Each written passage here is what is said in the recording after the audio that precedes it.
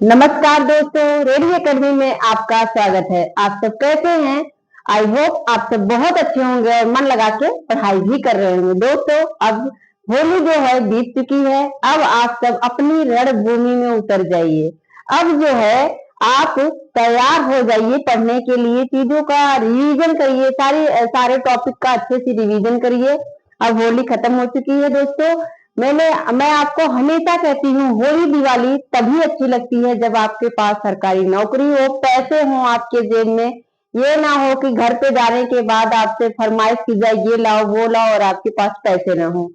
तो दोस्तों, अब जो है आप सब लग जाइए और एकदम से जुट जाइए, क्योंकि अब इतना जल्दी समय बीतेगा कि आपको पता भी नहीं चलेगा कि एग्जाम की जो डेट है कितनी नजदीक आ गई। तो दोस्तों, आज हम जो है क्या करेंगे, हम आलोचना पढ़ रहे हैं, बेहतरीन ट्रिक से एकदम याद कर रहे हैं चीजों को। और अगर आप चैनल पर नए हैं तो चैनल को सब्सक्राइब कर लीजिएगा, शेयर कर दीजिएगा, लाइक कर दीजिएगा दोस्तों। और आज जो है हम मार्क्सवादी, जिसे हम प्रगतिवादी आलोचना भी कहते हैं। मार्क्सवाद मतलब प्रगतिवाद ही है। प्रगतिवाद में अगर पूछा जाए कि किसका प्रभाव देखा जाता है तो आप लोग बताओगे मार्क्सवाद का प्रभाव देखा जाता है। इसमें अगर हम काव्य में जाके देखें तो इसमें क्या था कि शोषक वर्ग, जो पूंजीवादी लोग थे, जो शोषक वर्ग थे, उनका विरोध किया गया है। साहित्य में जो भी रचनाएं लिखी गई उसमें जो है शोषक वर्ग का विरोध किया गया है और जो शोषित हो रहा था उसका समर्थन किया गया है। और आज हम क्या करेंगे, जो मार्क्सवादी आलोचक हुए हैं उन्हीं की रचनाओं को, एकदम से उनकी आलोचनाओं को याद करेंगे। इसमें बहुत सारे आते हैं। रामविलास शर्मा जो प्रबल आलोचक कहे जाते हैं, रामविलास शर्मा, शिवदान सिंह चौहान हो गए, मुक्ति बोध हो गए, और जैसा कि नेमचंद जैन। हमने आज 3 लोगों को लिया है। तीनों बहुत ही महत्वपूर्ण है। आप लोग लास्ट तक देखिएगा, एकदम आराम से याद कर लेंगे। और दोस्तों, इसमें नामवर सिंह भी हैं, अमृत राय हैं, रांगे राघव हैं। ये सारे कैसे हैं? मार्क्सवादी आलोचक हैं। प्रकाश गुप्त भी माने जाते हैं। तो आइए हम देखते हैं कौन है मुक्ति बोध। पहले ये जान लेते हैं कि प्रथम मार्क्सवादी आलोचक हैं कौन। तो प्रथम मार्क्सवादी कौन है? शिवदान सिंह चौहान। इनको क्या कहा जाता है? प्रथम मार्क्सवादी आलोचक। क्या है? प्रथम मार्क्सवादी आलोचक है। और अगर पूछे कि प्रथम मार्क्सवादी आलोचना कौन सी है, तो उन्हीं की है प्रगतिशील प्रगतिशील साहित्य की आवश्यकता। क्या है? प्रगतिशील साहित्य की आवश्यकता। यहां लिख दे रही हूं, प्रगतिशील। याद कर लीजिए, पूछी भी जाती है प्रगतिशील साहित्य की आवश्यकता किसकी है। प्रगतिशील साहित्य की आवश्यकता। क्या है? आवश्यकता। इसका समय याद कर लीजिए, क्योंकि ये पहली है तो समय आपसे पूछ सकता है। 1937 कब की है? 1937 की है। प्रगतिशील साहित्य की आवश्यकता है 1937 में। प्रथम आलोचना है और प्रथम आलोचक देखा जाए तो शिवदान सिंह चौहान है। तो आइए हम देखते हैं मुक्तिबोध। मुक्तिबोध जैसे कि इनका नाम क्या है? गजानन माधव मुक्तिबोध है। अगर पूछा जाए कि ये किस सप्तक में आते हैं तो आप किसे किसे बताओगे? ये तार सप्तक में है। प्रथम नहीं याद करना है दोस्तों, तार सप्तक नाम से याद करना है। ये चीज याद रखिएगा। 1943 में इसका संपादन होता है, तार सप्तक। इसमें 7 कवियों को रखा गया था, तो उसमें एक कौन है? उसी में से एक मुक्तिबोध है।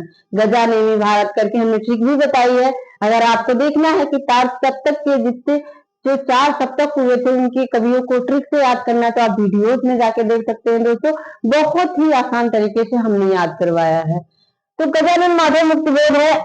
जैसा कि आप देखते हैं कि इनकी रचनाओं में फैंटेसी की प्रधानता दिखाई देती है। अंधेरे हो, ब्रह्म राक्षस, ये सारी क्या है? इसमें फैंटेसी दिखाई देती है। और अंधेरे में अगर पूछा जाए पहले किस नाम से छपा था, तो आशंका के दीप अंधेरे। क्या है? आशंका के दीप अंधेरे में नाम से ये पहले छपा था, बाद में अंधेरे में नाम पड़ता है। तो मुक्तिबोध गजानन माधव मुक्तिबोध है। अब इनकी ये बहुत पूछी जाती है, बहुत इंपॉर्टेंट है। कामायनी एक पुनर्विचार। हमने कामायनी के ऊपर दो तीन आलोचनाओं को याद करवाया है। ठीक से आप उसको याद कर लीजिए। पुनर्मूल्यांकन अगर कहता है तो आप पंत बताओगे, पुनर्विचार कहता है तो मुक्तिबोध बताओगे, और एक और कोई है कामायनी करके, और एक पंत है, वो कहते हैं यदि मैं कामायनी लिखता, पंत जो है वो कहते हैं यदि मैं कामायनी लिखता, एक आलू ऐसे कह सकते हैं कि निबंध टाइप का उन्होंने लिखा है, तो पंत लिखे हैं।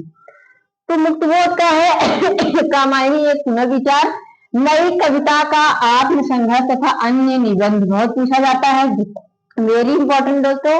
और नए साहित्य का सौंदर्य शास्त्र, ये भी पूछा ही गया है। तो आपको तीनों इनकी आलोचनाओं को एकदम से दिमाग में अपने बैठा लेना है कि पुनर्विचार इसको हमने याद किया था दोस्तों। अगर हमें मुक्ति चाहिए, अगर हमें मुक्ति चाहिए मतलब मोक्ष चाहिए, तो आपको क्या करना पड़ेगा? पुनर्विचार करना पड़ेगा। मतलब बार बार आपको क्या करना पड़ेगा? आपको बार बार विचार करना पड़ेगा मुक्ति के लिए। मैंने तो ऐसे याद किया था। अगर आपको मुक्ति चाहिए, मोक्ष चाहिए, मुक्ति से मतलब मुक्तिबोध, अगर आपको मुक्ति चाहिए तो आपको क्या करना पड़ेगा? पुनर्विचार करना पड़ेगा, बार बार पुनर्विचार करना पड़ेगा। पुनर्विचार के बाद क्या करना पड़ेगा? आत्म संघर्ष करना पड़ेगा खुद को, दूसरा कोई नहीं संघर्ष करेगा। अगर आपको नौकरी चाहिए दोस्तों, जीवन आपका उज्जवल चाहिए, भविष्य उज्जवल चाहिए, तो खुद आपको मेहनत करनी पड़ेगी, खुद आत्म संघर्ष करना पड़ेगा। मोक्ष चाहिए तो पुनर्विचार करोगे, इसके बाद क्या करोगे? आत्म संघर्ष करोगे। नई कविता का आत्म संघर्ष क्या करोगे? आत्म संघर्ष करोगे, तब जाके नए साहित्य का सौंदर्य शास्त्र, तब जाके आपका नया साहित्य का सौंदर्य शास्त्र, तब आपका सौंदर्य जो है क्या होगा? वो खिल के आएगा, तब जाके आपका नया सौंदर्य, नए साहित्य का सौंदर्य शास्त्र आपका बाहर उभर कर आएगा। अगर आपको दोस्तों मुक्ति चाहिए तो आपको क्या करना पड़ेगा? पुनर्विचार करना पड़ेगा, और उसके बाद आत्मसंघर्ष, नई कविता का आत्मसंघर्ष, फिर आपको आत्मसंघर्ष करना पड़ेगा, तब जाके आपके नए साहित्य का सौंदर्य खिल के आएगा। इसके बाद देखते हैं दोस्तों सिद्धांत सिंह चौहान, जो कि प्रथम मार्क्सवादी आलोचक है। इनकी जो है प्रथम मार्क्सवादी आलोचना प्रगतिशील साहित्य की आवश्यकता 1937 में है। अब इसको कैसे याद करेंगे? शिव प्रसाद सिंह, शिव जी के ही बारे में हम याद करेंगे। शिव जी हैं, और शिव जी जो है, जब हमें प्रगति चाहिए तो हम शिव की आराधना करते हैं, तो शिव जी क्या करेंगे? पहले शिव जी आपकी साहित्य की परख, पहले शिव आपको परखेंगे, मतलब पहले शिव जी आपको परखेंगे, परीक्षा लेंगे। इसके बाद क्या होगा? और ये जो आपको तपस्या करनी है कितने? 80 वर्ष तक, हिंदी साहित्य के 80 वर्ष, मतलब किसकी तपस्या करनी है? शिव की तपस्या आपको कितने दिन करनी है? 80 वर्ष तक करनी है। इसके बाद शिव जी को आपके ऊपर सील आएगी, क्या आएगा? साहित्य अनुशीलन। फिर जाके शिव जी को आपके ऊपर सील आएगा, दया आएगा, फिर आपका मान रख लेंगे, और आपकी समस्या जो साहित्य, हिंदी जो साहित्य की समस्याएं, जो आपके साहित्य की समस्या है, फिर उसके बाद क्या करेंगे? उसको सही करते हुए, परिपेक्ष को सही करते हुए फिर क्या कर देंगे? उसको सही कर देंगे। फिर से देखो सिद्धांत सिंह चौहान, शिव जी हैं, अगर आपको प्रगति चाहिए तो शिव जी की आप आराधना करोगे। इसके बाद वो क्या करेंगे? पहले आपको परखते हैं, शिव जी क्या करेंगे? आपकी परीक्षा लेंगे, परखते हैं, साहित्य की परख। आपको कितने दिन तक तपस्या करनी है शिव की? तो हिंदी साहित्य के 80 वर्ष, वेरी इंपॉर्टेंट, आपको कितने? 80 वर्ष तक शिव जी की तपस्या करनी है। फिर शिव जी तक जाके कहीं सील दया आएगी, और उसके बाद आपका मान रख लेंगे। जब मान रखनी है तो आपकी समस्याओं का समाधान कर देंगे, साहित्य की, आपकी जो साहित्य की समस्या है उसका समाधान कर देंगे, और सही करते हुए उसको सही कर देंगे, परिपेक्ष को सही करते हुए। हो गए याद। इसके बाद हम देखते हैं नेमिचंद्र जैन, इनकी भी पूछी जाती है अधूरे साक्षात्कार, वेरी वेरी इंपॉर्टेंट है दोस्तों। अधूरे साक्षात्कार बहुत पूछी जाती है, रंग दर्शन भी पूछी गई है।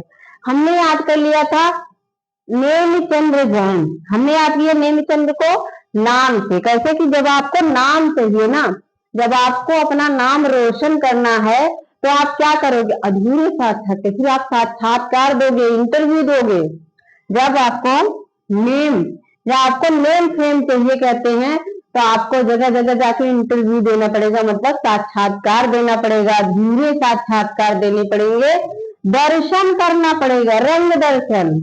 फिर जो है क्या, आपको जगह जगह जाके रंग दर्शन करना पड़ेगा, दर्शन करना पड़ेगा। भारतीय नाट्य परंपरा, भारतीय नाट्य परंपरा कहती है कि आपको दर्शन करना पड़ेगा, पूजा पाठ करना पड़ेगा। क्या कौन कहता है? भारतीय नाट्य परंपरा। दृश्य अदृश्य, जो दृश्य अदृश्य है, मतलब जो भगवान दिखाई दे रहे हैं और जो नहीं दिखाई दे रहे हैं। कभी कभी होता है कि हम मंदिर में जाके पूजा कर लेते हैं, लेकिन कभी कभी होता है कि हम बहुत दुखी हैं, परेशान हैं, सामने कुछ भी नहीं, कोई देवता की मूर्ति नहीं, फिर भी हम हाथ जोड़ के क्या करते हैं कि मतलब खुद को समझाते हैं, भगवान मुझे शक्ति दो कि मैं इस दुख को सह सकूं। तो क्या है? दृश्य अदृश्य, नाम के लिए, अपने नाम स्वयं के लिए क्या करोगे? जो दृश्य अदृश्य है उसकी भी पूजा करोगे। रंग परंपरा और क्या करोगे? तीसरा पाठ। फिर जो है इंटरव्यू जब देने जाओगे नेम के लिए, तो आपको पाठ तो पढ़ के जाना ही पड़ेगा, तीसरा पाठ। फिर से जाना, नेम चंद्र जैन, हमने दोस्तों ऐसे याद किया था। अब जब आप इनमें से कोई भी रचना देखोगे तो आपको नाम से याद आना चाहिए, नेम चंद्र जैन की है। नाम से मतलब नेम फेम के लिए नाम आपको बनाना है, नेम फेम से क्या करोगे? आप साक्षात्कार दोगे। इसके बाद क्या करोगे? दर्शन करने जाओगे, रंग दर्शन, मतलब कई रंगों के दर्शन करोगे। कहीं प्रयागराज जाओगे तो कहीं जो है काशी में जाओगे तो कहीं कहीं रंग दर्शन।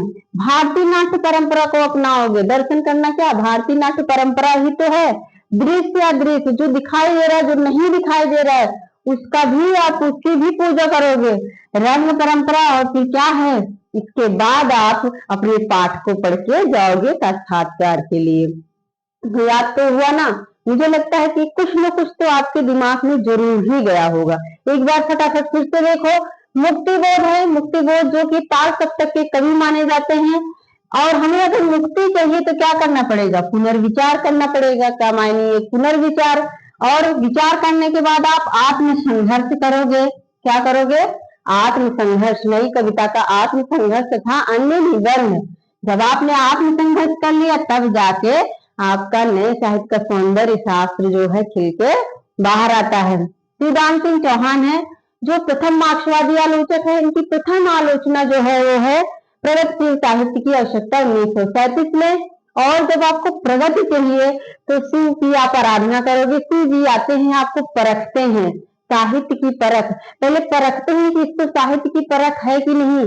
आप जो है शिव की पूजा 80 वर्ष तक करते हो और इसके बाद शिव जी को सील आ जाती है, साहित्य अनुशीलन, और आपका मान रख लेते हैं, आपका मान रखते हैं और साहित्य की जो आपकी समस्या है उसको सही करते हुए, परिप्रेक्ष्य को सही करते हुए वो सही कर देते हैं। नियम है।